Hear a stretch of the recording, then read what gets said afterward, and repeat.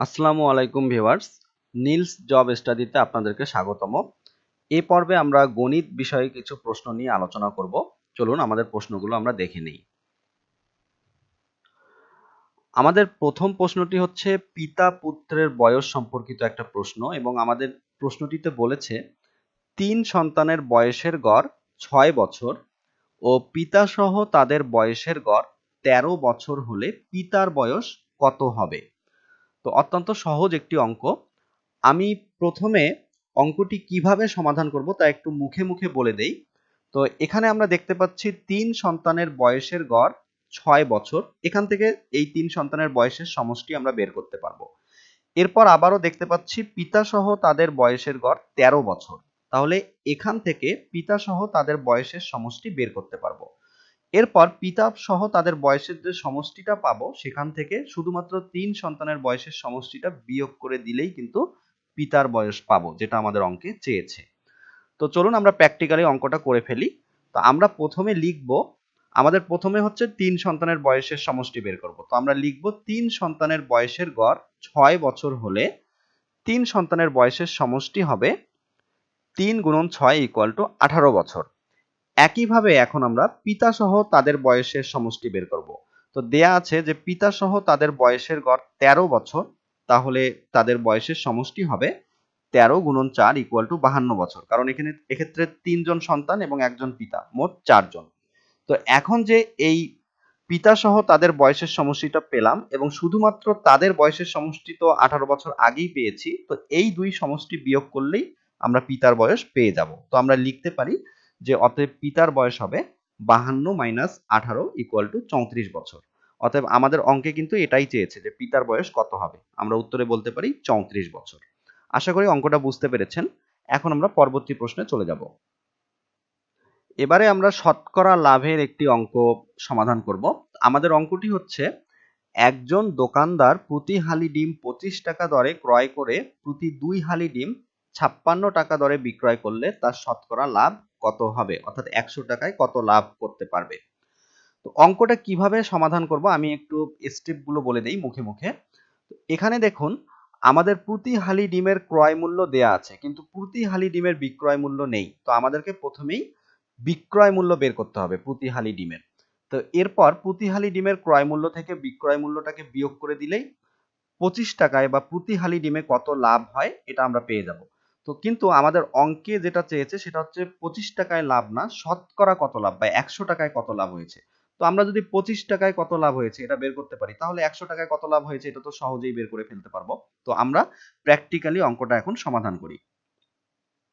তো আমাদের প্রথম টার্গেট হচ্ছে প্রতি হালি ডিমের বিক্রয় মূল্য বের করা। আর আমাদের এখানে দেয়া আছে যে 2 হালি ডিমের বিক্রয় মূল্য। তাহলে আমরা এটাই লিখব যে প্রতি 2 হালি ডিমের বিক্রয় মূল্য 56 টাকা হলে 1 হালি ডিমের দাম হবে 56 ভাগ 2 ইকুয়াল টু 28 টাকা। অর্থাৎ এই 28 টাকা হচ্ছে প্রতি হালি ডিমের বিক্রয় মূল্য।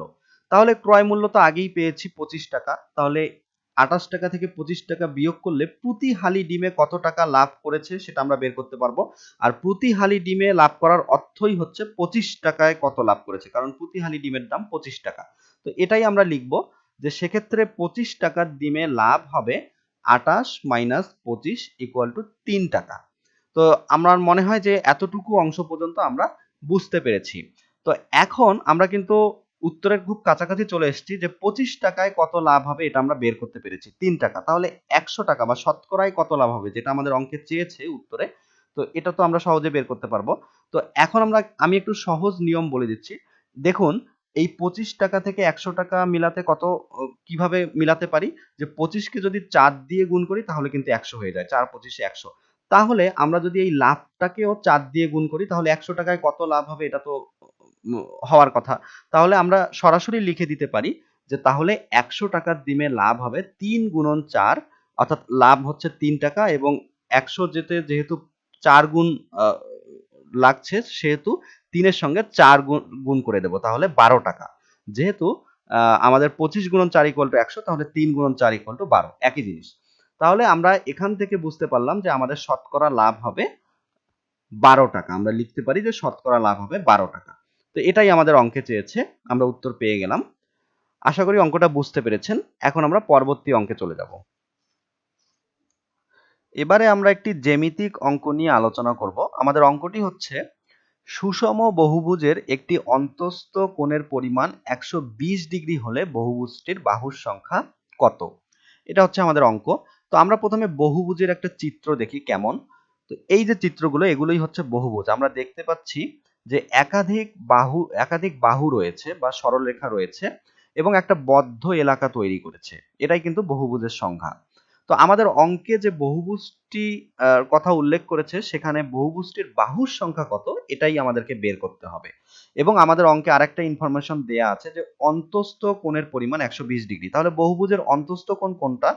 যে এই যে দুটো বাহুর সংযোগস্থলে ভেতরের দিকে যে কোণ হয় সেটাই হচ্ছে অন্তস্থ কোণ। এবং সুষম বহুভুজের যেহেতু সবগুলো বাহু সমান হয় তাহলে সবগুলো অন্তস্থ কোণ ভেতরে যতগুলো আছে সবগুলোর মানই হচ্ছে এক হয়। তাহলে আমাদের অন্তস্থ কোণের পরিমাণ তো 120 ডিগ্রি দেয়া আছে, এখান থেকে বাহুর সংখ্যাটা বের করে ফেলতে হবে। তো চলুন আমরা এখন অঙ্কটা প্র্যাকটিক্যালি করি।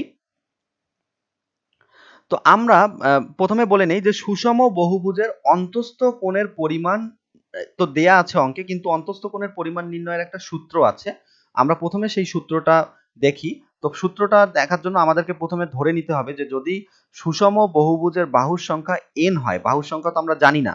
তো আমরা যদি বাহুর সংখ্যা n হয় তাহলে অন্তস্থ কোণের পরিমাণ হবে n-2/n ইনটু 180 ডিগ্রি, যেখানে n হচ্ছে বহুভুজটার বাহুর সংখ্যা। তো এইটাই হচ্ছে সুষম বহুভুজের অন্তস্থ কোণের পরিমাণ নির্ণয়ের সূত্র। তো আমরা সূত্রটা পেলাম, কিন্তু আমাদের তো অঙ্কে অন্তস্থ কোণের পরিমাণ 120 ডিগ্রি দেয়াই আছে। তাহলে আমরা সত্যমতে লিখতে পারি যে 120 ইকুয়াল টু এই সূত্রটা, কারণ এই সূত্রটায় যদি n এর মান জানা থাকতো সমাধান করলে তো 120ই হতো। তো সত্যমতে তো আমরা এইটা লিখতে পারি। তো এটা থেকে আমরা এখন একটা সমীকরণ পেলাম। এই সমীকরণটা যদি সমাধান করি তাহলে আমরা n এর মান পাবো, অর্থাৎ বহুভুজের বাহুর সংখ্যা পাবো। আর এটাই কিন্তু আমাদের অঙ্কে চেয়েছে। তো আমরা এখন এই সমীকরণটাকে সমাধান করি। তো আমরা পরবর্তী লাইনে লিখতে পারি যে 120n equal to n-2 into 180, অর্থাৎ আড়াআড়ি গুণ করে নিলাম। তো এবার আমরা পরবর্তী লাইনে লিখব 120n ইকুয়াল টু, আমরা ব্র্যাকেটের ভিতরে গুণ করে দেই যে 180n মাইনাস 180 ইন্টু 2 হচ্ছে 360। তো আমি এই পাশে করি বাকি সমাধানটা।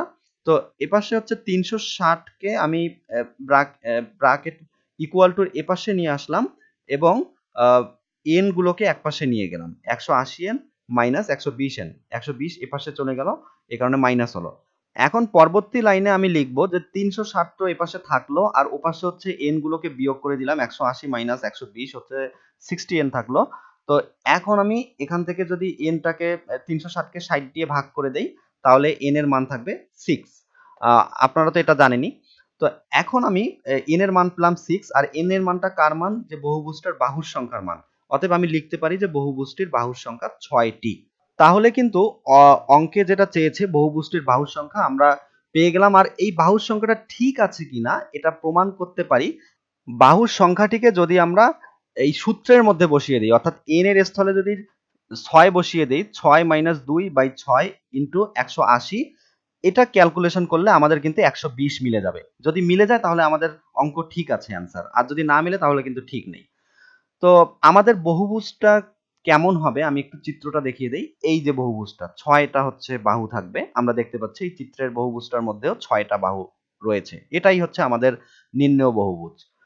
তো আশা করা যায় অঙ্কটি বুঝতে পেরেছেন। এই ধরনের অঙ্ক আসলে আমরা ইনশাল্লাহ সমাধান করতে পারবো। এই ছিল আমাদের এই পর্বের আলোচনা। ভিডিওটি কেমন লাগলো আপনারা কমেন্টস করে জানাবেন। ভালো লাগলে আপনারা লাইক করবেন, শেয়ার করবেন। আর ইনশাল্লাহ নেক্সট ভিডিওতে আবারও আপনাদের সঙ্গে দেখা হবে। ধন্যবাদ।